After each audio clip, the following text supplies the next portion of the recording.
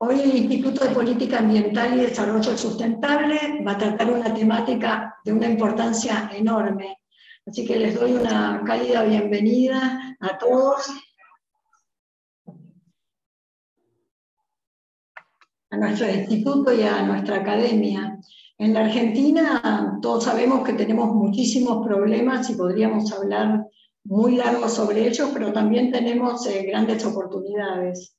Y dentro de estas grandes oportunidades está el tema del desarrollo energético, en el que tenemos que trabajar fuertemente porque tenemos ahí muchas posibilidades.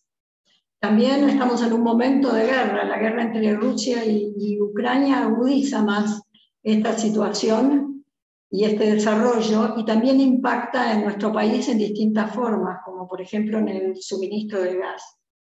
Y como hablábamos recién, antes de entrar con nuestro orador, tenemos vaca muerta, pero digamos, tenemos mucho para desarrollar ahí como en otras partes. Entonces tenemos serios problemas de infraestructura y demás. Nos preguntamos qué cambios tenemos que hacer, qué podemos hacer para que la matriz energética alcance un desarrollo económico y social respetando el medio ambiente. Y hoy esperamos tener algunas de esas respuestas o encauzar esas respuestas. Los dos oradores de hoy son Roberto Carnicer y Manuel Solané. Tienen los dos unos currículos vastísimos, voy a tratar de ser breve, pero los voy a presentar a ambos. Roberto es ingeniero civil de la Universidad de Buenos Aires, ingeniero especialista en estructuras de la UCA, especialista en ciencias mecánicas del CINS, máster 1987, International Center of Mechanical Science de Udine, Italia, director del Departamento de Energía y Geociencia de la Universidad Austral. En la Universidad Austral ha tenido y tiene varios cargos al presente que siempre tienen que ver con la dirección y el gerenciamiento del sector de gas y petróleo, y de la diplomatura de gerenciamiento para el sector de energías renovables. Es profesor adjunto de estabilidad 3-4, de método y elementos finitos, de seguridad y estructural, en la Facultad de Ingeniería en la UBA. Profesor titular de resistencia de materiales, Facultad de Ingeniería, Universidad de Belgrano. Tiene 30 trabajos publicados en journals y congresos del país y del exterior sobre temas de modelación numérica, seguridad estructural, simulación computacional, mecánica del continuo. Es profesor visitante en la Universidad de Bolonia, Facultad de Ingeniería Italia, invitado a exponer a numerosos seminarios y congresos internacionales y nacionales del sector energético. Manuel Solané es muy conocido en nuestra casa, como en todas partes, pero muy especialmente en nuestra casa, de la que ha sido presidente de la Academia de Ciencias Morales y Políticas, y dirigía este instituto hasta hace pocos meses, y ahora es también presidente de la Academia de Ingeniería.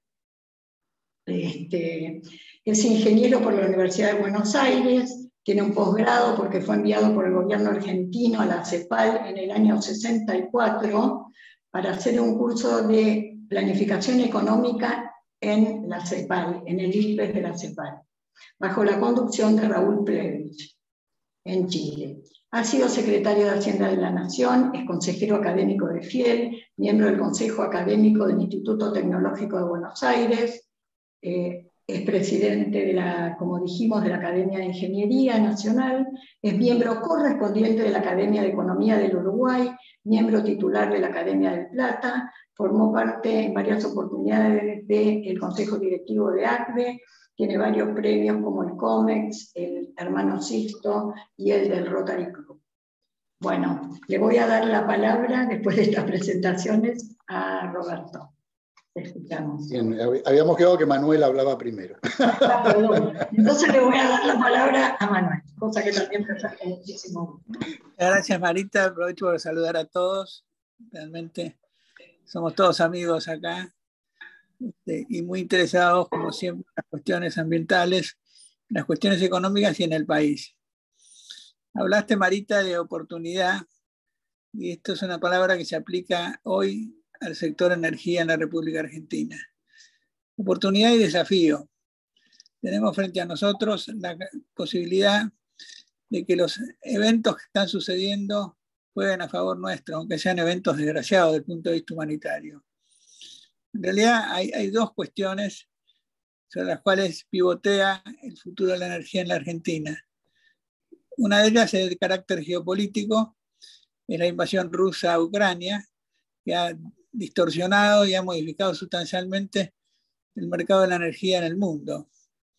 La otra es el cumplimiento de las metas de eliminación del carbono, cumpliendo con las decisiones del COP, particularmente llegar al año 2050 con 0 emisión y al año 2030 con una variación de 1,5 puntos en la temperatura, lo cual se considera compatible con el futuro de la Tierra, ¿no?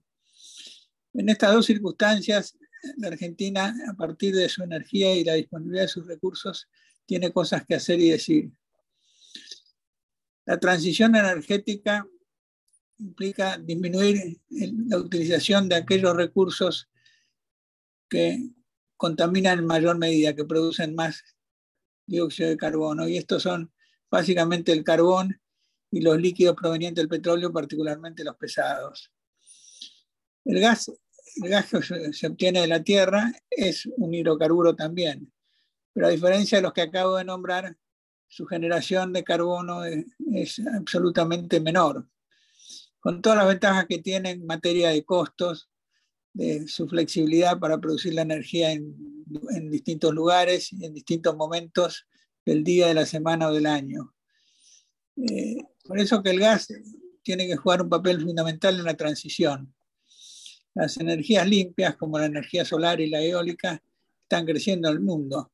La energía hidráulica tiene sus limitaciones porque es un recurso acotado. Algunos países disponen y tienen potencial no utilizado, otros no. No va a pivotar sobre energía hidráulica el desarrollo de la energía en el mundo. La energía nuclear es una energía limpia, pero que tiene su aversión por parte del ambientalismo.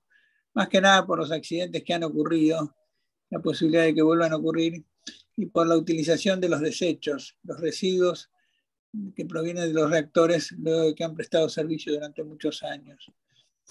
De ahí que no hay mucho entusiasmo en el mundo por la energía nuclear, y hay casos como el de Alemania, y acá se concatena esto con la cuestión geopolítica, que decidió desmantelar sus usinas nucleares y depender mucho más de las otras fuentes de energía primaria, particularmente del gas que importaba, sigue importando en medida menor, de Rusia.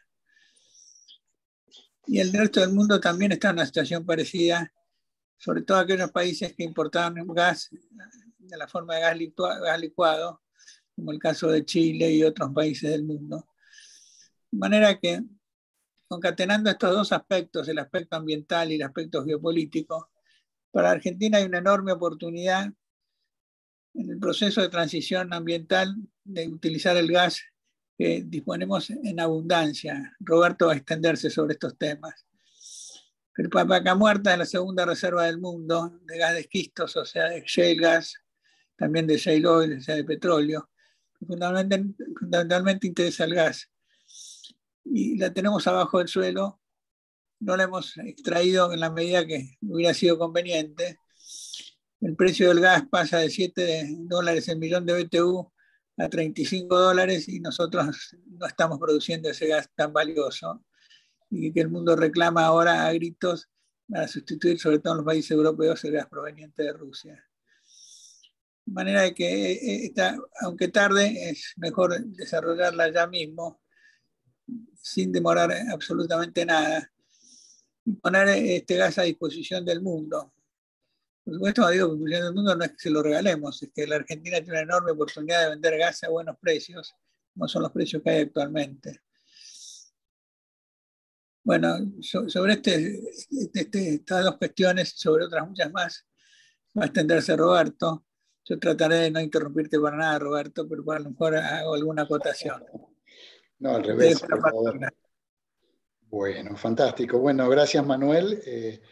Concretamente, digamos, la estructura de la charla que realicé, que hice sobre la base de un PowerPoint que voy a tratar de, si me permiten, habilitar para poder compartir el PowerPoint.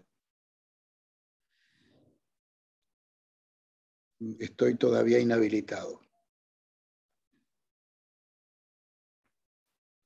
Pruebe ahora. A ver. Por favor. Ahora sí. Muy bien.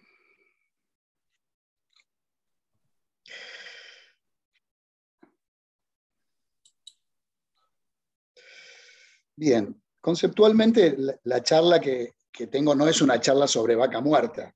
El día que, si ustedes quieren que yo les haga una charla sobre vaca muerta, me encantaría y es lo que más me satisface hablar sobre la riqueza de la Argentina en vaca muerta. Voy a soslayar el tema de vaca muerta, pero concretamente quería especialmente, aunque como les digo me pongo en inferioridad de condiciones ante la audiencia especialistas en medio ambiente, el tema del concepto de energía primaria a nivel mundial y el impacto que los hidrocarburos tienen, en la matriz energética primaria mundial. Luego me voy a focalizar al concepto de matriz eléctrica, porque a veces hay una confusión entre el concepto de matriz energética primaria, mientras lo que es el concepto de la matriz eléctrica, o sea, qué combustibles son utilizados en la matriz eléctrica. Y finalmente, para que tengamos también, desde el punto de vista del cliente final, en la vida de la industria, en la vida del residencial, en la vida del transporte, la importancia que tienen los hidrocarburos. Luego vamos a hablar del tema de las emisiones de CO2 y el impacto que esas emisiones de CO2, a qué se debió, que especialmente en los últimos 20 años. Voy a hacer un breve resumen del documento que sacó la IEA para el 2021 con el objeto del estado de situación actual frente al objetivo de Net Zero 2050, para después hablar de estas mismas temáticas en el caso particular de Argentina. Entonces, concretamente, lo primero que quiero mostrar es la matriz energética mundial. Si nosotros nos vemos los tres hidrocarburos que forman parte de los consumos primarios de energía a nivel mundial, tenemos el crudo, el carbón y el gas natural, y representan el 84% de la totalidad de la demanda primaria de energía. O sea, para demostrar el esfuerzo que significará para el mundo lograr tener y reducir y lograr al net cero en el 2050. El resto de la energía está abastecida por energía hidroeléctrica, renovables y nuclear. El 84% representa la energía correspondiente a hidrocarburos. El otro tema que es importante recalcar acá, ¿por qué puse 2019? Porque como ustedes saben, 2020 no es un año representativo, se bajó la demanda energética por acciones fuera de la normalidad del funcionamiento del mundo, y hoy la misma IEA se alarmó, en realidad, porque hemos aumentado nuevamente por arriba de los millones de toneladas equivalentes de petróleo que el mundo consumía en el 2019 para el 2021. O sea, la recuperación económica y el cambio post-COVID generó un rebote fuerte de demanda energética, llevando a valores, pongámosle 4%, 3% por arriba de la demanda energética primaria del 2019. Acá les muestro la del 2018 para que veamos su caída, menos 4,5%. Y acá vemos la historia, o sea, la energía primaria, el consumo de energía primaria en el mundo, desde el año 65 hasta 1965 hasta 2020, aumentó 3 veces y media. Y si nosotros nos focalizamos en el color amarillo, que ustedes imaginarán que amarillo es Asia-Pacífico, o sea,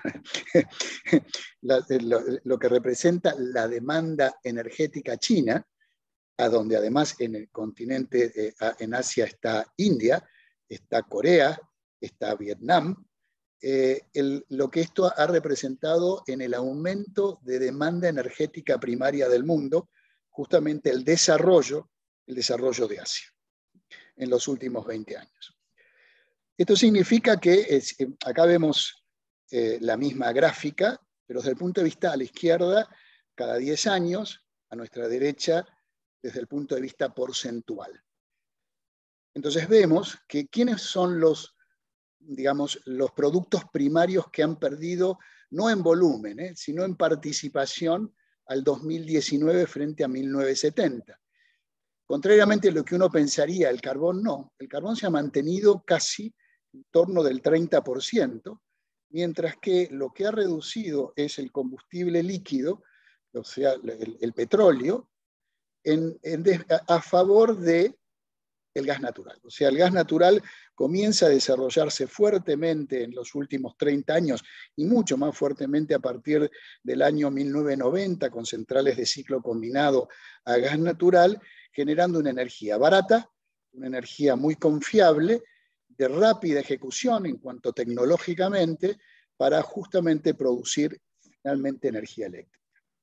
Además de los consumos naturales como combustible, ¿no? El gas natural. Entonces, bueno, que vemos acá justamente vemos la participación de China en la demanda energética mundial.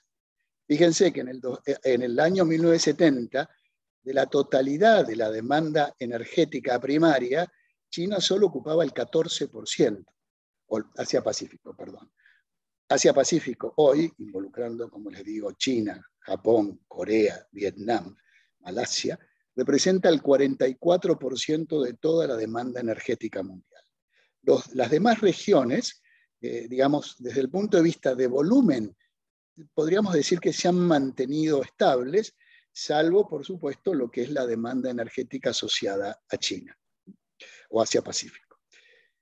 Si yo hago una fotografía del 2019, para ver cómo es, como yo les digo, el ADN energético, ¿no? La matriz energética primaria de los distintos países, de los cuales China y Estados Unidos detentan casi el 40% de toda la demanda energética mundial, vemos que China, el 50% de su matriz energética primaria es carbón. Estados Unidos tiene una matriz energética de carbón, crudo, gas natural, nuclear, renovable. India, por su parte, gran impacto de carbón. Y si ahora dejamos de lado China y Estados Unidos, que nos mueven un poquito el amperímetro y no nos permite ver la importancia de los demás países, y vemos los demás países, donde acá a nuestra derecha tenemos la demanda energética de Argentina, vemos que países como Alemania, países como Corea, países como Indonesia, además hasta incluso Rusia, y ni qué decir India, consumen en su matriz energética carbón fuertemente. Hay que decir Sudáfrica, incluso Taiwán, Polonia, Vietnam, o sea, todos estos países al año 2019 su matriz energética estaba conformada por carbón crudo y también, pero fuertemente por carbón en los países que acabo de mencionar. Dejemos de lado ahora la matriz primaria y ahora nos focalizamos en la matriz eléctrica. Entonces, si yo me pregunto qué porcentaje de la matriz primaria es la matriz eléctrica, es el 50%. O sea, de la totalidad de demanda energética del mundo, que antes estaba estratificada por producto primario, el 50% se dirige de esos productos a generar electricidad. Entonces, allí viene que no hay que confundir la matriz de energía primaria, de productos primarios, con la matriz de consumo de productos en la generación eléctrica. Y esos productos que ingresan para generar electricidad también son los primarios y algunos procesados como son los combustibles líquidos a partir del petróleo. Si nosotros vemos esto, nosotros vemos la generación eléctrica, nuevamente en la generación eléctrica el componente de carbón no ha cambiado en los últimos, podríamos decir, en los últimos 25 años, 35 años. Estamos en torno de los 38, 40%. Contrariamente, el crudo y sus combustibles líquidos asociados han bajado fuertemente, y ese lugar lo ocupa el gas natural. Ese lugar lo ocupa el gas natural. Y si vemos el tema de lo nuclear, fuertemente se desarrolla entre 1980 y antes, 1970, mejor dicho, a partir de 1970. El desarrollo nuclear muy importante en Europa se produce entre 1970 y 1980. El nuclear se mantiene, luego a partir de Chernobyl, en cuanto a su nivel de volumen, ¿cierto? En cuanto a su nivel de volumen, y empiezan a aparecer los renovables, bueno, el hidráulico y todo lo que es renovable empieza a tener fuerte importancia y fuerte participación en la matriz eléctrica. Pero aún así, uno se sorprende porque pensaría que la matriz eléctrica mundial está más verde que de hidrocarburos. Y todavía, lamentablemente, hay mucho por hacer para lograr un objetivo de una matriz eléctrica más tendido a lo renovable. Hoy en día representa el 12% de la matriz eléctrica. Bien. Y ahora el último, para no aburrirlos más, el usuario final. ¿Qué producto primario consume? O sea, esa energía que dijimos eran 14.000 millones de toneladas equivalentes, y acuérdense que estamos cambiando ahora a exajoule, y si estamos con algún europeo nos va a hablar en terawatt hora. Entonces, antes era el barril equivalente de petróleo. Hoy el barril equivalente de petróleo en Europa es mala palabra, porque estamos midiendo energía sobre un combustible sucio. Entonces se mide actualmente en teravatio hora. Y en el medio está el exajoule, que apareció, que es la unidad energética de nuestro sistema internacional. Pero no importa, el volumen es el mismo, que esté expresado en exajoule, en millones de toneladas equivalentes de petróleo, o lo que fuere, es el mismo. Lo que fue cambiando históricamente, y ese volumen total, que antes lo habíamos dicho que era carbón, hidrocarburos, carbón, gas natural, carbón, gas natural crudo, renovable, hidráulico y nuclear, ¿quién lo consume? Entonces, el 25% muy establemente lo consume el sector de transporte. El 55% del mundo de esos combustibles, ya sea procesado o lo que fuere, lo consume la industria. El 14% es el residencial y el 7% es el comercial. Y ahora yo me pregunto, esos sectores de usos, ¿qué combustibles usan? O sea, ahora lo estoy viendo desde el punto de vista de dónde tengo que atacar la demanda para cuidar el medio ambiente, desde el punto de vista de la demanda.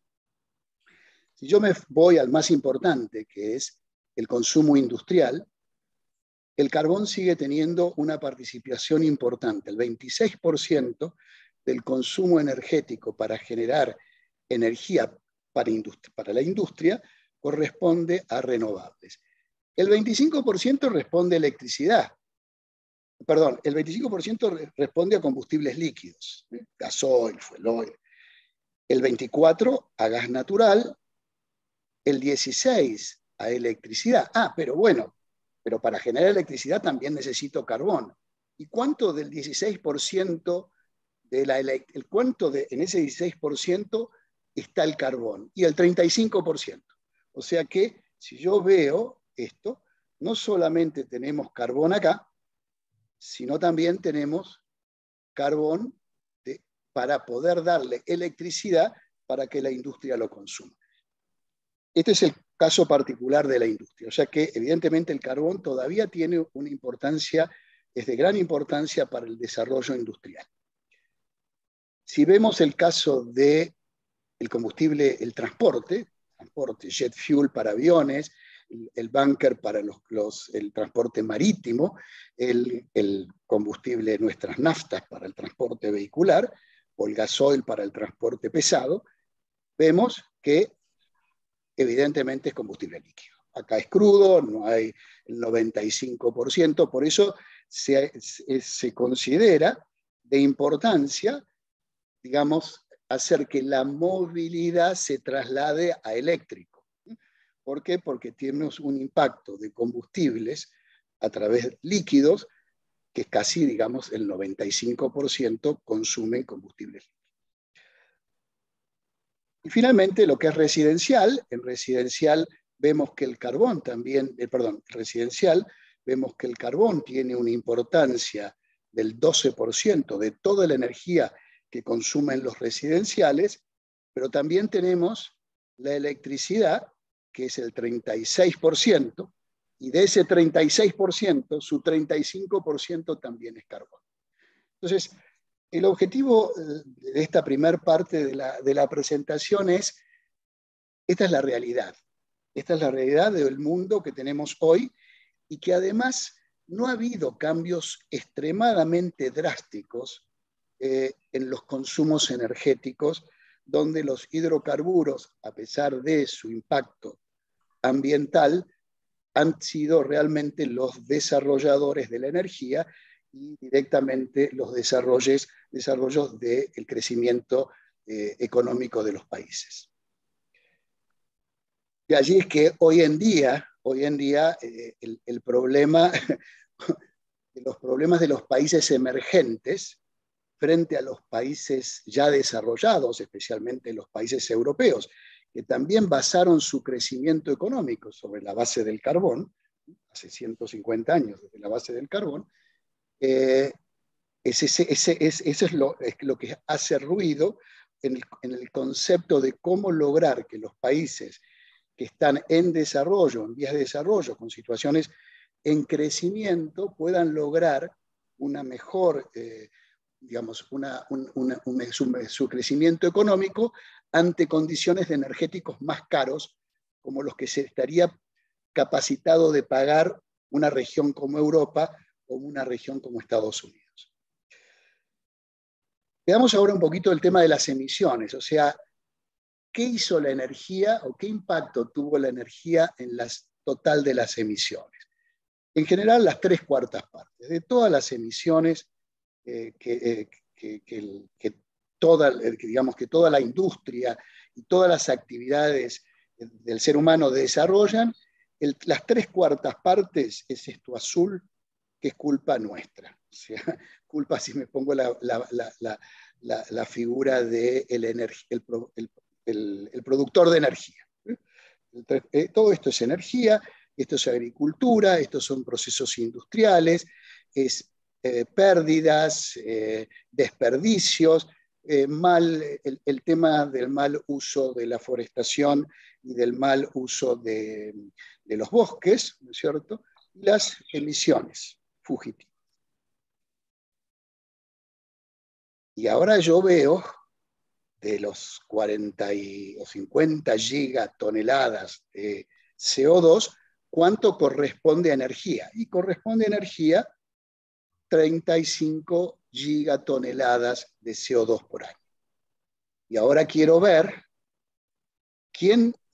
a qué se debió, qué región fue la que permitió el crecimiento fuertemente, de emisiones de dióxido de carbono. Y evidentemente es China. Esto se demuestra, este gráfico, que mientras los demás países, sus emisiones, regiones, sus emisiones se mantuvieron relativamente constantes, la región de Asia-Pacífico es la que tuvo un impacto notable en el crecimiento de las emisiones de CO2 en los últimos 25 años. A nuestra derecha, las alternativas que se manifiestan para poder llegar al 2050, lo que se llama el as usual, si no hago nada, un net cero propiamente dicho, y un concepto de rápido llegar a reducir emisiones, que son ustedes van a encontrar, yo creo, de acuerdo a cada entidad pública y de acuerdo a cada autoridad, una curva diferente, con distintos escenarios, con el objeto de llegar a lo mismo.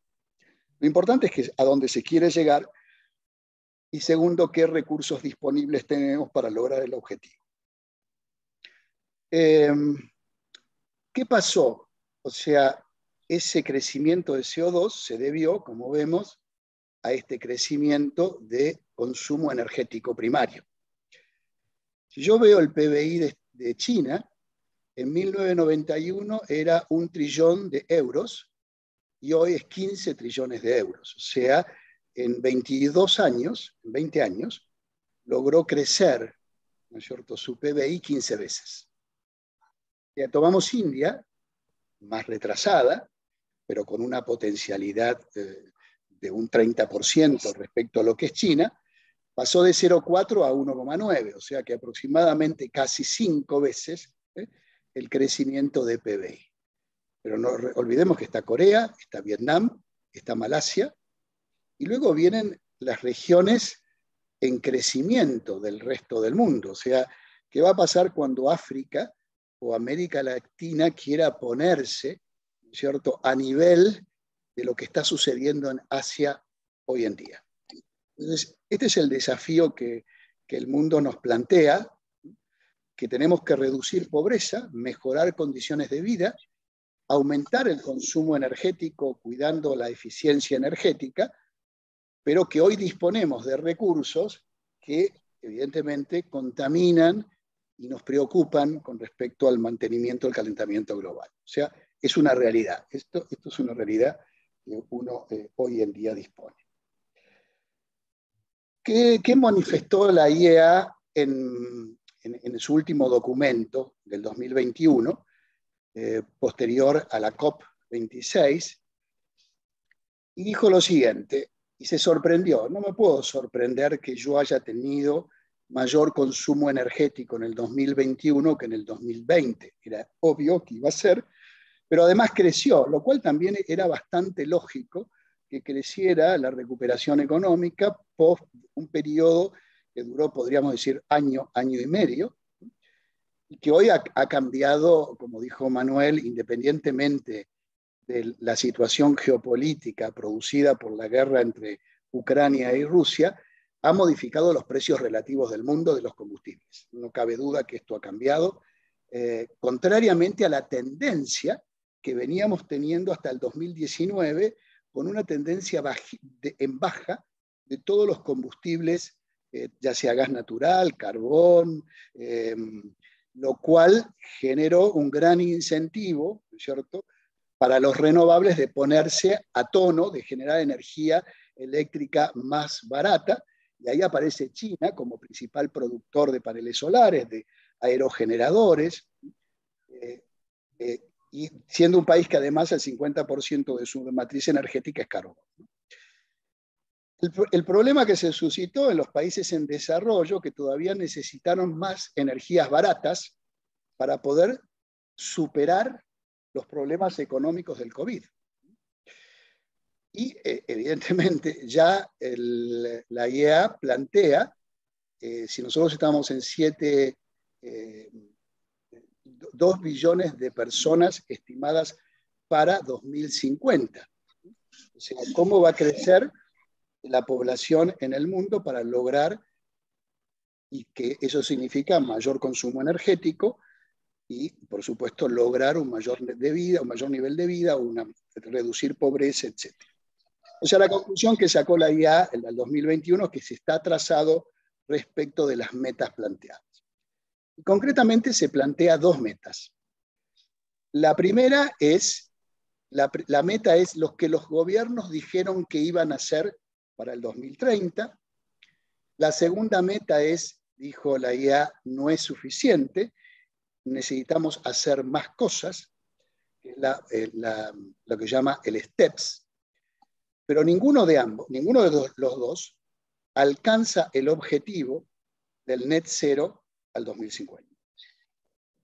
Entonces, si yo veo acá lo que es el STEPS, es casi un as usual, o sea, hay esfuerzo, pero se mantiene la cantidad de emisiones para el 2030, mientras que el escenario que corresponde a cero emisiones implicaría una reducción casi de un 40% de emisiones para el 2030. ¿Qué se encuentra el mundo ante estas circunstancias? Primero, que los compromisos quedaron cortos. Segundo, que hay tensión en cuanto a la aplicación de cómo lograr estos objetivos entre los distintos países y el impacto que los altos costos de las inversiones necesarias hay y la búsqueda del financiamiento.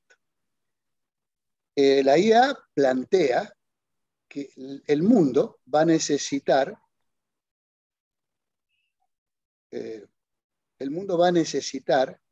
4 trillones anuales de dólares por año, 4 trillones de dólares, 4.000 billones de dólares, con el objetivo de llegar al net cero 2050 en forma secuencial todos los años hasta el 2030. Pero el mayor esfuerzo, el 70% lo va a tener que hacer países en economías emergentes, donde los recursos para la economía, en economías en recuperación, generalmente son 7 veces más caros que en economías avanzadas. Esto es una realidad, nuevamente, en la cual nosotros la conocemos realmente, lo que es la llegada al financiamiento, además, en el caso particular de Argentina, mucho más difícil todavía. O sea que si hacemos una regla de 3 simple y admitimos que nos repartimos el esfuerzo asociado a nuestro PBI, implicaría que Argentina tendría 18 billones de dólares por año que invertir en el sector para lograr el objetivo. Evidentemente es un número, ¿no? Y ahora sí vamos a Argentina. ¿Cuáles son las emisiones de Argentina? Las emisiones de Argentina son 174,9 millones de toneladas, frente a un mundo. Estas son emisiones de la energía, no las emisiones totales de la Argentina, que son casi el doble. Estamos en 390 aproximadamente. Como ustedes saben, los datos dependen de la fuente, no son exactamente el mismo. Para el 2019 me decían 174, BP establece que son 190. La Argentina, en un documento que sacan en el 2016, dice 193 para el año 2016. Frente a un mundo que es 32.000 millones de toneladas. Nosotros estamos en 190, estamos en 190 millones de toneladas, o sea, somos culpables del 0,5% de las emisiones del mundo. ¿Cómo es la matriz energética argentina? Habíamos visto la matriz energética del mundo, que estaba bastante diversificada entre lo que era crudo, gas, combustibles, crudo, gas, carbón. Argentina no tiene carbón y en realidad es gas y crudo. Luego tiene un aporte hidráulico, el aporte nuclear y el aporte renovable. Pero si vemos en cuanto a los niveles de participación de su matriz energética primaria, esto que vemos acá es la producción y esto que vemos acá en línea azul es la demanda. O sea, en todos estos años fuimos exportadores de productos energéticos. Lamentablemente, desde el 2010 en adelante hasta el 2017, fuimos importadores fuertes, aunque acá no son volúmenes. Recordemos que acá los precios del crudo llegaron a valores de $100 el barril, y eso impactó notablemente en nuestra balanza comercial. Mientras que acá, lamentablemente, el crudo estaba a $20 el barril. En toda esta década, Manuel lo sabe bien, sufrió esta década. Los commodities en la década del 90 estaban por el piso a nivel mundial, contrariamente a lo que sucedió acá cuando éramos importadores de productos primarios. Decíamos que la emisión total de Argentina es 364 y el 53% es producto de energía, que es lo que nos interesa. De allí que vienen los 190 que aproximadamente hemos mencionado. Y si yo quiero saber, desagregarlo un poquito más por uso, vemos quiénes son los culpables de las emisiones en Argentina, de la información pública del 2016, de un informe del 2019. Acá vemos cómo evoluciona. La energía ha sido culpable de haber crecido. Bienvenido en cuanto al crecimiento energético, malo desde el punto de vista de las emisiones. Y acá vemos... ¿Puede pasar a la slide anterior? ¿Quiénes son los culpables?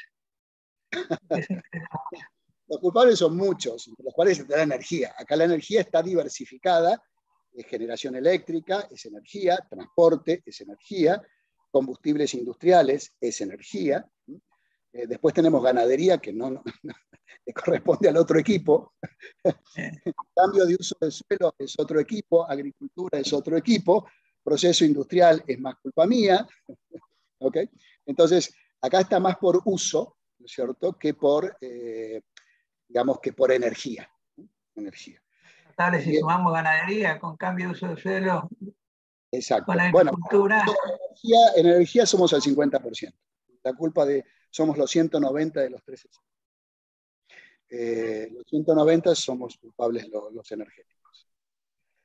Y si vemos, y si queremos de esos 193 escarbar un poquito más, bueno, si es lo que es la producción, desde los yacimientos hasta la producción de electricidad, o sea, todo lo que se disipa emitiendo CO2 en los procesos de producción energético, los venteos de gas natural, esto además es metano, la producción industrial, la industria manufacturera y la construcción tienen el 16% de estos 193, el 26% de los 193 corresponde al transporte, y la demanda de los consumos residenciales, comercial e institucional es el 18% de la demanda energética. Y la refinación del petróleo, que uno podría pensar que es muy grande, solamente ocupa un 2% de los 193 millones de toneladas equivalentes. Esa es la realidad argentina, que no ha cambiado sustancialmente. Un hecho de color, digamos, que nos vino bien para la energía. Fíjense, esta es las emisiones del despacho eléctrico producido por gas natural, por gasoil y fuel oil y carbón, ¿no?, en Argentina. El carbón es insignificante. Eso, una sola central térmica en Córdoba y por supuesto la Río Turbio que no funciona. Pero lo importante fue que a medida que nos pasamos de los combustibles líquidos al gas natural, las emisiones bajaron. O sea, las emisiones bajaron a igualdad de generación eléctrica. O sea, acá a la derecha puse la generación eléctrica, o sea, lo que consumimos en electricidad. Podríamos decir que acá el consumo eléctrico es casi lo mismo, pero bajó sustancialmente las emisiones por haber reemplazado como combustible el combustible líquido por gas natural. Acá cayó la demanda eléctrica, entonces esto no es representativo, porque fue el tema de la crisis del 2019, ni qué decir de la del 2020, pero bueno, desde el punto de vista que igualdad de potencia, si acá consumíamos todo este combustible líquido, teníamos este nivel a nuestra izquierda de emisiones, mientras que al haber hecho este trasvasamiento de gas natural y reducción de combustible líquido a igualdad de generación eléctrica, logramos un cambio de aproximadamente 5 millones de toneladas en este salto. O sea, ¿qué es lo que hizo Estados Unidos? Estados Unidos, con la llegada del shale, Estados Unidos era un país importador de gas.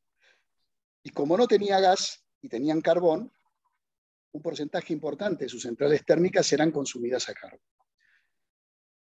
Durante la gestión de Biden, la gestión de Obama, Obama fue el gran desarrollador del shale y del tight en Estados Unidos, o sea, del proceso no convencional en Estados Unidos.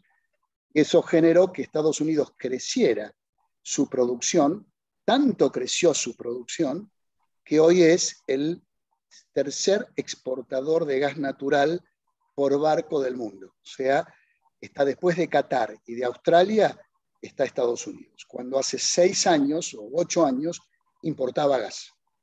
Y ojo que la demanda americana es la demanda americana. O sea, para que nos demos una idea de lo que es la demanda de gas americana. Argentina, para no tener que recordar un número grande, Argentina son 100 millones de metros cúbicos día, Estados Unidos son 2.000.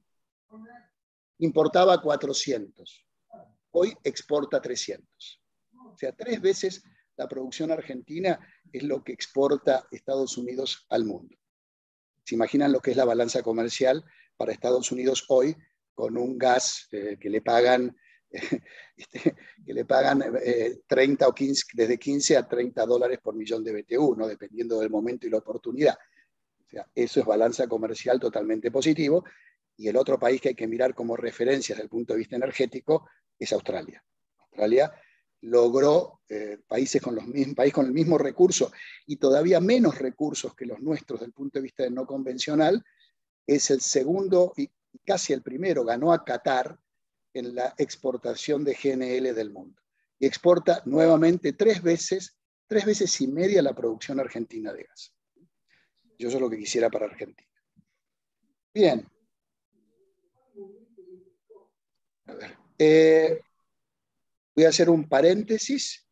Voy a tomar un documento que desarrolló el ingeniero Badaraco y el ingeniero Gustavo Irazu, que es, tenemos una realidad, un problema en Argentina que emitimos. Tenemos otra realidad, que tenemos un recurso en gran cantidad, que no solo abastece a Argentina, sino no tendría ningún inconveniente en multiplicar su producción por 3 sin grandes esfuerzos económicos, sino con una seguridad jurídica adecuada. Ernesto Badaraco y Gustavo Irazu lo que hicieron es analizar el balance de emisiones y de secuestro de CO2. En la columna de la izquierda vemos las emisiones asociadas al ciclo de la vida, las antropogénicas, que son las que realmente nos culpa de nuestra, las de uso antropogénico del suelo, que suman los 42 que habíamos visto hace un rato, de millones o de gigatoneladas por año que emite el mundo. Por el otro lado, están los secuestros. Los secuestros es el secuestro de los océanos, el secuestro de las pasturas, que llegan a aproximadamente a 790, de manera tal de que el balance neto de las emisiones fugadas es de 20. O sea que si nos proponemos reducir daría la impresión, de vuelta, esto escapa a mí, daría la impresión que nos va a sobrar, ¿no es cierto? Porque el problema que además el mundo tiene es que no solo tiene que dejar de emitir, sino reducir el almacenamiento, el stock que se produjo en todos estos años, que se estima en más o menos todas las emisiones de un año no secuestradas. Entonces, lo que ellos analizaron fue lo siguiente. La superficie de la Tierra tiene 150 millones de kilómetros cuadrados. La superficie apta, con bosques y pasturas, son las que capturan estos 450 gigatoneladas, en un número grosero y bruto. Bueno, si yo tuviera que, por absorción de pasturas, absorber 20 gigatoneladas, ¿cuántos millones de kilómetros cuadrados de bosques y pasturas adicionales requeriría el mundo? Un número muy simplificado, ¿no? Bueno, esta es la idea que pensamos en el Instituto de Energía de analizar para el caso de Argentina. Argentina es un país con muchos recursos de bosques, de pasturas, de la calidad del suelo argentino, incluso del relativo poco esfuerzo para transformar áreas que no son totalmente adecuadas en áreas adecuadas. Por un lado, tener en cuenta esas características, y por el otro lado, el recurso del gas natural de Argentina. Entonces, si uno te pusiera una especie de orden de posibilidades, qué acción actuar más rápidamente, evidentemente el concepto del autoabastecimiento de gas para Argentina, para yo dejar de importar líquidos, eso afecta mi balanza comercial. Todos los años invertimos, de acuerdo al precio del crudo internacional, entre 1.000 y 1.500 millones de dólares para satisfacer con gasoil y fuel oil a todo el movimiento de transporte agropecuario y las centrales térmicas que no puedan consumir gas. Si yo logro el autoabastecimiento de gas, las centrales térmicas van a despachar a gas que dispone Argentina, yo no necesito importar líquidos o voy a reducir mi consumo de líquidos. Luego puedo transformar mi parque automotor de transporte pesado a GNL, como se hace en otras partes del mundo. Estados Unidos ya lo implementó, y el transporte de pasajeros a GNC o incluso a GNL también, de manera tal que se produciría un desplazamiento de líquidos a gas natural con el impacto del beneficio de reducir emisiones de un consumo más contaminante, que son las naftas y el gasoil, a un combustible más puro y más limpio, que es el gas natural. Además de tener un beneficio de reducción de emisiones, tendríamos un beneficio de mejorar nuestra balanza comercial energética, donde dejaríamos de importar ni gas, ¿cierto?, ni combustibles líquidos para el desarrollo para la generación eléctrica. También el tema de, justamente la generación eléctrica, lamentablemente, cuando no despacha gas en el invierno, que es cuando todos nosotros consumimos gas para calefaccionarnos, el sistema no funciona. La infraestructura no permite que el gas que actualmente está en vaca muerta llegue a las centrales térmicas. Las centrales térmicas tienen que recurrir a combustible líquido para poder despachar. Grave problema que nos pasa todos los años en los últimos años. Los últimos, lamentablemente, casi 20 años. Muy bien. Entonces, el primer paso es este. Entonces, me paro un minuto para que vean un momentito la importancia que tuvo vaca muerta en la Argentina. El gráfico que yo les muestro acá es la producción de gas en Argentina por cuenca. Lo dejemos de lado por cuenca, lo que nos importa es el volumen total. Esta es la producción convencional, o sea, concretamente todo lo que no es vaca muerta, o sea, lo que no se produce por vaca muerta, es esta línea que está acá. Y fíjense la declinación enorme que tenemos de la producción de gas convencional. ¿Por qué? Porque es un país que tiene 80 años de cultura gasífera. Hace 80 años que estamos explotando nuestra producción convencional en Argentina, y Tata Dios es muy generoso y continuamente nos da recursos para seguir creciendo. El desarrollo de la tecnología del no convencional permitió a que paulatinamente, esto que ustedes ven en color naranja es lo que se llama tight y en rayado es lo que se llama shale. Esto permitió paulatinamente el desarrollo de la producción no convencional. Y ustedes me preguntarán, ¿por qué se dio esto? Y porque se dio señales de precio. Este gas, la Argentina lo regalaba, no hay incentivo. Este gas se empezó a pagar a valores muy superiores a los valores en los cuales se comercializaba en el mercado argentino, y además con el justo motivo de que es una curva de aprendizaje. Argentina tenía que aprender a extraer gas no convencional. Y Argentina aprendió. Argentina aprendió especialmente en el año 2018, donde con un solo yacimiento pasamos del 1% de la producción de gas al 15% de la producción de gas total de Argentina. Ese yacimiento fue Fortín de Piedra y Isotec-Petrol. A partir de allí, las expectativas fueron enormes Y fíjense cómo creció la producción de gas hasta julio del 2019. Lamentablemente, la incertidumbre política y de decisión aún del gobierno en definir reglas generó esta caída de la producción de gas fuertemente. Los que estábamos en el sector tenemos un dato que se llama etapas de fractura que Neuquén realiza.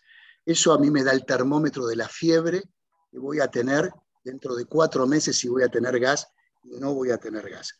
Durante todo este periodo del 2010, fines del 2019 hasta julio del 2020, la fractura fue cero, casi cero. Cuando acá habíamos llegado a 800 etapas de fractura. Cero. Eso implicó caída de producción. Luego vino un plan nuevamente con un incentivo lógico y razonable, y hoy en día hemos duplicado la fractura del año 2019. Casi 1.200 fracturas por mes. Eso es no convencional. Y el resultado de esto fue que estamos logrando paulatinamente, aunque no tan rápido porque se nos declina mucho más rápidamente el convencional que el no convencional, lograr recuperar el pico de 140 millones de metros cúbicos día. Entonces, pero esto que está acá, esto se da en este país y en estas condiciones. O sea, imaginémonos un poquito si yo las condiciones económicas de Argentina mejoraran, y además está, digamos, evidenciado que Argentina tendría capacidad, a ver si lo puse acá arriba, lo puse en algún lado, no. Argentina tendría capacidad. Roberto. Sí. Tenemos que dejar, es impresionantemente interesante. Okay. Tenemos que dejar algún espacio para algún comentario o pregunta. Ya termino, esto por suerte ya termino. No. No se preocupe, ya termino. Entonces, el objetivo es, no se preocupe, Argentina, o sea, vaca muerta es 3 veces esta producción, 30 años. O sea, lo puse acá. Triplicar la producción total de Argentina por 30 años. O sea, ¿qué significa si yo triplico mi producción de gas en los próximos, no la dupliquémoslo para el 2030? Todo ese gas, además de, está bien, cubrir el déficit argentino, que estaremos acá arriba, 20 millones importamos, todo el resto sería exportación. Y exportación significa, si yo exportara 100 millones de metros cúbicos día, que no es el doble de lo que acabo de mencionar, significarían 8.000 millones de dólares a $6 por millón de BTU. Estoy diciendo que estoy vendiendo como Estados Unidos, el gran productor de gas que tiene el precio planchado para su mercado doméstico. Eso implicaría 8.000 millones de dólares de ingreso para la Argentina. Pero gas natural implica a su vez gas de garrafa, el propano y el butano. O sea, si yo desarrollo gas natural, tengo que desarrollar GLP, que es quitarle los líquidos. Esos son 1.600 millones de dólares por año, en un bruto número. Además de ahorrarnos 5.000 millones de dólares, 2.500 millones de dólares fue lo que gastamos el año pasado. Este año está previsto que vamos a gastar 5.000 millones de dólares de importación de combustible. Eso significa vaca muerta. Por eso uno lo entusiasma, y cuando ve países como Estados Unidos o países como Australia, dice, ¿por qué la Argentina no estará en estas condiciones? Siguiendo con la misma temática, es, por un lado, desarrollar la producción de gas, pero por otro lado, utilizar los mecanismos de captura de carbono basado en la naturaleza, que fue el concepto que hemos indicado primero, desarrollando mayor superficie de cultivos, desarrollar el gas como combustible de transición. Hay que hacer inversiones, esto no nos va a salir gratis. Yo necesitaré aproximadamente 30.000 millones de dólares o 40.000 millones de dólares de inversiones, 5.000 millones de dólares por año durante los próximos 5 años. Por supuesto, no hay que dejar de lado nada de lo alternativo. Desarrollar la energía renovable con una buena, digamos, un buen respaldo con centrales térmicas a gas, desarrollar la energía nuclear con pequeños reactores. Tenemos el CAREM, entonces tenemos pequeños reactores nucleares desarrollados en Argentina. Y finalmente, un tema que nos tiene que importar a todos es la eficiencia energética. Difícil de implementar en Argentina, donde no nos han indicado en los últimos 20 años de cuidar el consumo energético, de cuidar, de apagar la luz, de cerrar, de no abrir las ventanas cuando calefaccionamos. El tema de la eficiencia energética podría representar una reducción del 10% como mínimo de la demanda energética argentina, con lo cual también nos sería beneficioso para no tener que seguir importando e incluso para no tener que seguir emitiendo. Todo lo que signifique la electrificación de movilidad y calefacción, si el mundo lo hace, la Argentina también va a estar en el mundo, ¿no es cierto? El desarrollo de la bioenergía mediante procesos químicos, o sea, la biomasa. Y finalmente, un tema que es para el sector de hidrocarburos es fundamental, que es lo que se llama la captura del carbono y almacenaje de carbono. Hoy todas las empresas productoras de hidrocarburíferas del mundo están viendo la forma más eficiente y menos costosa de almacenar y capturar carbono. Todas estas, digamos, líneas de acción son las que Argentina tiene que desarrollar.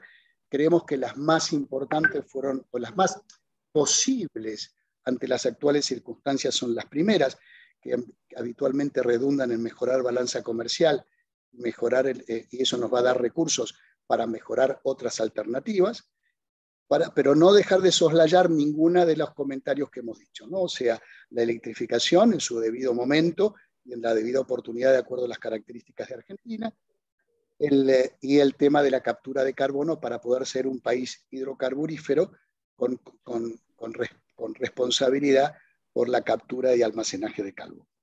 Bueno, y por supuesto el hidrógeno verde y el hidrógeno azul, que son dos conceptos que se están desarrollando, aunque todavía es caro, pero ni Chile no lo está dejando de hacer, que es un país que no tiene recursos hidrocarburíferos. Argentina tiene algunos proyectos en Tierra del Fuego. Y finalmente, lo más importante es un marco regulatorio institucional que sea seguridad jurídica, de seguridad política, jurídica y regulatoria, y un horizonte de largo plazo, que es lo que necesita Argentina para su desarrollo. Bueno, no los aburro más. Todo lo contrario, muchísimas gracias por esta presentación realmente excelente, con una cantidad de información increíble que nos es tremendamente útil y propuestas muy concretas.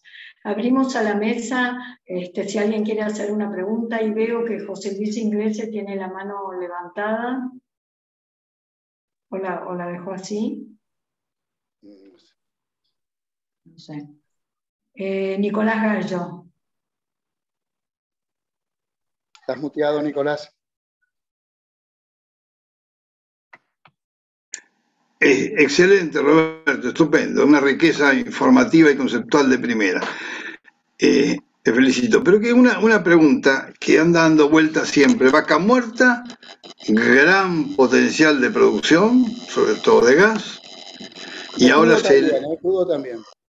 Lo están aprovechando bueno, mucho. Mi pregunta viene por el lado del gas. ¿Por qué se demoró y por qué se sigue demorando un gasoducto? Que en el fondo uno se pone a pensar que habiendo tantas empresas privadas de gran importancia en Argentina y también una empresa estatal que es YPF, que son las productoras de todo ese hidrocarburo que está ahí, ¿por qué se ha demorado tanto? ¿Qué es lo que está sucediendo? Y aún todavía no están los pliegos en la calle correctamente expuestos. Bueno, mi pregunta es esa, ¿para qué ese gas, esa producción? Es político, obviamente.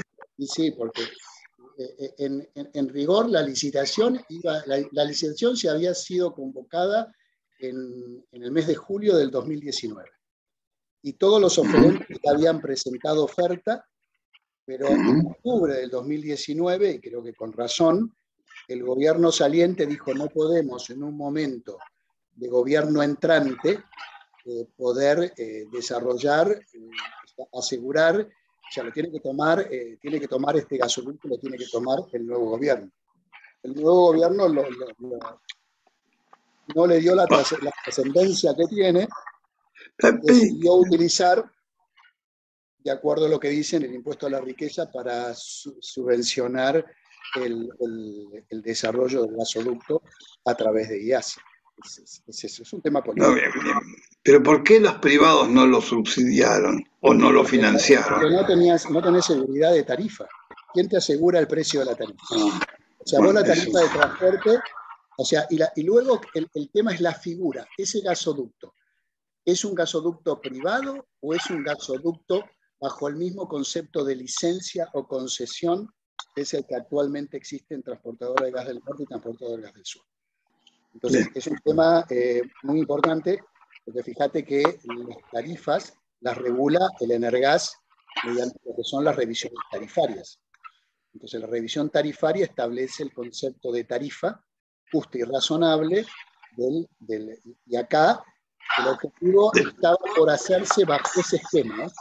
Se estaba por hacer inversiones privadas, era un gasoducto concesionado con una regulación tarifaria, que en aquel momento la tarifa se había regulado, ya el ente estaba normalizado, y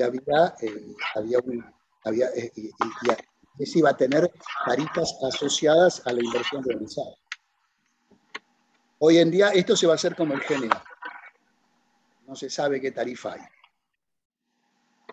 Le vamos a dar la palabra para José Luis Inglese y después a Pedro Toranzo. Gracias, Marita. Roberto, quisiera hacerte dos preguntas. En el corto plazo, y además pensando en esto último que indicaste sobre la captura de carbono y la reinyección, ¿no podría llegar a ser más efectivo convertir el gas a energía eléctrica in situ en la zona de Vaca Muerta, reinyectar el CO2 que se produzca en el futuro cuando ya la tecnología esté disponible y transportar esa energía por líneas de muy alta tensión, electroductos?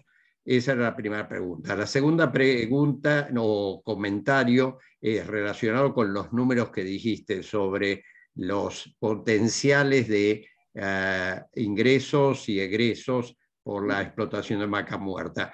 ¿No es además una posibilidad ahorrar en el gasto público el eliminar yacimientos carboníferos fiscales que realmente cuesta, creo que, alrededor de $700 millones por año y realmente no es ningún aporte ni de energía de calidad ni económicamente? Bueno, la primera te voy a responder. La primera es una discusión típica en el tema, entre el tema gasoducto frente a electroducto. Siempre se ha desarrollado en Argentina. En la Argentina tenemos la misma situación. Pensá que el Bracho, que se desarrolló en Tucumán, era porque estaba cerca de la demanda de gas. En Argentina la demanda eléctrica, y eso además mucho va a depender de cómo evolucione el sistema interconectado de Argentina. O sea, Argentina ya unificó el sistema eléctrico del norte con el de la Patagonia, pero eso depende de cómo estén los sistemas, ¿no? Hoy yo creo que lo que es ideal es el gasoducto, porque además el gasoducto, pensando en las exportaciones, libera el gasoducto que va a Bahía Blanca. El gasoducto que hace Tratayén-Saliqueló te libera como 10 millones de metros cúbicos día de Neuquén hacia Bahía Blanca. Pensá en una pequeña planta de LNG todavía puesta en Bahía Blanca, y además ya las centrales térmicas las tenés colocadas. El problema es que tenés 3.000 megavatios puestos en San Nicolás que no tienen gas, porque no les llega el gas. Entonces, sí o sí tenés que llegar a San Nicolás, eso no cabe duda. ¿Por qué no estás llegando a San Nicolás y llegás a Saliqueló? Porque TGS tiene lugar desde Saliqueló en esta primera etapa para llegar a San Nicolás. Entonces, este sería el más eficiente si pensamos el crecimiento del gasoducto por etapas. La segunda etapa son duplicar la capacidad y llegar a 40 millones en la zona del centro de la Argentina. Y acordate que hoy tenemos un barco regasificador que abastece a las centrales térmicas de esa zona, y produce 20 millones de metros cúbicos día. Entonces, sí o sí lo necesito. Si yo quito el barco, sí o sí tengo que llegar con gas a esa zona. Okay. La segunda es política, ¿qué crees que te diga? Sí, obvio, sí. Yacimientos carboníferos fiscales son de las cosas típicas de los gobiernos históricos, viene como una especie de un concepto histórico. Si no se necesita, se tiene que ir, obvio. No se consume carbón en la Argentina. O sea, no Pedro Toranzo, ¿estás ahí? Gracias, Roberto. Porque he escrito en el chat Sí, acá estoy. ¿Cómo bueno. va? Bueno, muchas gracias, ingeniero, muy buena, muchas gracias a todos, muy interesante. No, yo quería solamente comentar dos cositas. Primero, bueno, que el tema de Australia, que sí, que es un país riquísimo en recursos naturales, en minería, gas y petróleo, riquísimo. Primeramente está ubicado, digamos, geográficamente tiene los clientes al lado, ¿no? O sea, ahí tiene... No cabe duda. Eso por un lado. Y segundo, también hay que, ya que también esto corresponde a las emisiones, Australia per cápita, no sé si es número 1 o número 2, creo que es medalla de plata en emisiones per cápita, o sea, son terriblemente sucios porque no salen del carbón. O sea, el gas mayoritariamente lo exportan. No, tienen consumo de gas, tienen el mismo consumo de Argentina. Tiene el mismo, sí, pero la energía viene del 80%, 90% es carbón. No es tan así. Se lo aseguro. Las últimas matrices, evidentemente, Australia tiene una historia de carbón. Por lo tanto, era el primer exportador de carbón a toda la zona Asia. Con muy buen tino, empezó a sacar el gas del carbón. O sea, pero lo exportan. De hecho, han hecho regulaciones para que no suba tanto el precio interno. Sí, por pero las exportaciones 100, y todo. Ellos consumen 100 millones de metros cúbicos y exportan 300 millones de metros cúbicos. Sí. O sea, son 400 mil. O sea, produce aproximadamente 2 veces y media la producción argentina, 2 o un poco más, porque nosotros importamos, casi 3 veces la producción argentina, y ellos consumen 110 millones de metros cúbicos. Sí. Pero siguen pegados al carbón. El tema es eso, yo digo, siguen muy pegados al carbón. Pero están muy apuntando al renovable. Son muy verdes los australianos. Vamos a ver, sí, yo viví 12 años ahí, pero le cuento también que ellos son muy carboníferos. Yo tengo también. Una hija allá y voy todos los años. Sí, están totalmente, tienen unas uniones, unas mega tendencias socioeconómicas hacia el carbón, y les va a costar salirse porque hay muchísima plata en minería y se pelean con el agro porque le sacan el agua, etc. Eso por un lado. Por otro lado, cuando yo veo el tema de las emisiones, también me gustaría ver, y me gusta ver, cómo el mundo ha progresado en cuanto a la eficiencia energética, que realmente es maravilloso. Entonces, hablamos de emisiones, yo digo, está bien, sí, obviamente, crece el mundo, crece la economía, no hemos encontrado, digamos, una fuente que reemplace a lo fósil todavía, por miles de razones, pero el tema de la eficiencia energética, hay que dar el mensaje positivo. Es fantástico cómo se ha mejorado en el uso de la energía, en el auto, en cualquier cosa, en las producciones de las plantas, la eficiencia en las lamparitas. Es increíble cómo se ha mejorado. Y hay que marcar esto también para no ser tan negativos y también para invertir. La gente sigue invirtiendo en la tecnología relacionada a la eficiencia energética. Y también el tema de las tarifas, ¿no? Porque lo que acá muerde es el tema de las tarifas, que son espantosamente mal manejadas y hace que haya un consumismo increíble, ¿no?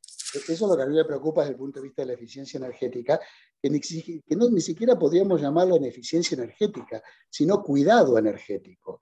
El argentino en los últimos 20 años no está acostumbrado a cuidar la energía, porque no le molesta pagar la energía.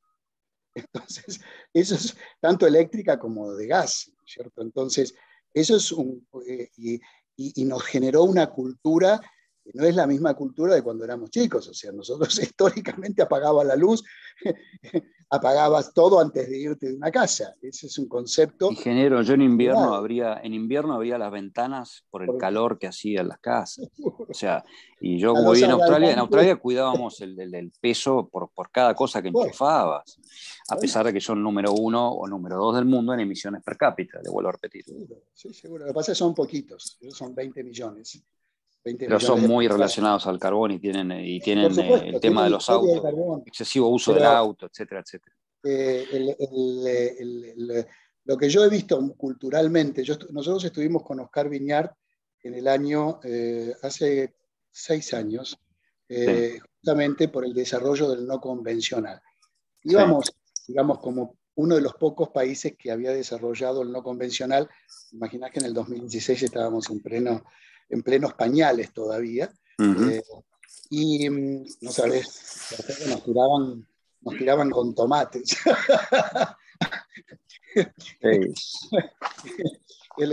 Digamos, la conciencia social, hay conciencia social de cuidado del medio ambiente. Es la misma que en Europa, es la misma que en Alemania. Alemania todavía tiene el 40% de su matriz energética carbón, pero hay un concepto de concepto de cuidado ambiental que es para sacarle el sombrero, ¿no es cierto? Sí. Pero de nuevo, el tema de las emisiones en Australia se la debo.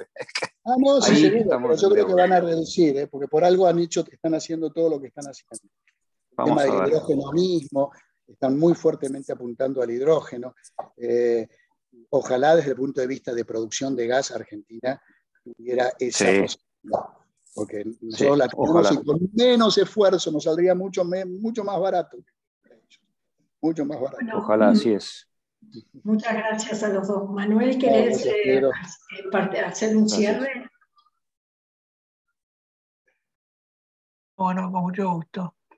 Primero quiero destacar que toda esta información y este bagaje de conocimientos es una construcción del Instituto de la Energía de la Academia Nacional de Ingeniería. Por supuesto, el valor de sus integrantes, como quedó demostrado acá con la exposición de Roberto Carnicer, es lo que ha permitido hacer este instituto. Hemos tenido la oportunidad el año pasado de organizar en nuestro país la reunión anual del CAETS, el organismo internacional que agrupa a las 31 academias nacionales de ingeniería. Y el tema que elegimos fue el futuro de la energía.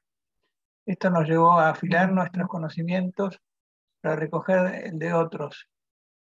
Hubo exposiciones excelentes en todas las áreas del problema y esto nos dejó un sedimento que estamos aprovechando.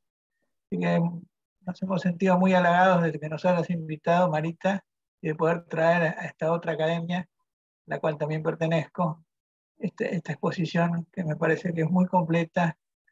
Es toda una definición de política energética con fundamentos. Ojalá el país entre en este tipo de tareas y este tipo de trabajo. El problema de las tarifas es un problema de distorsión tan acentuado que se ha manifestado recién con la última pregunta desde Pedro Toranzo. No hay cosa peor que generar incentivos en el sentido opuesto de lo que necesita un problema para resolverse, y este es un deporte nacional en la Argentina. Bueno, muchísimas gracias a ustedes por el aporte. Vamos a poner además este video en la página web de la Academia, de manera que, digamos, sea público y se pueda acceder. Así que, bueno, de esto, les damos muy buenas tardes a todos. Muchísimas gracias y seguimos trabajando. Ahora quizás con más ilusión después de haber escuchado, además de los desafíos, las posibilidades. Los desafíos existen, es lo importante. Si nos encauzamos tenemos. Muchísimas gracias, realmente. Gracias.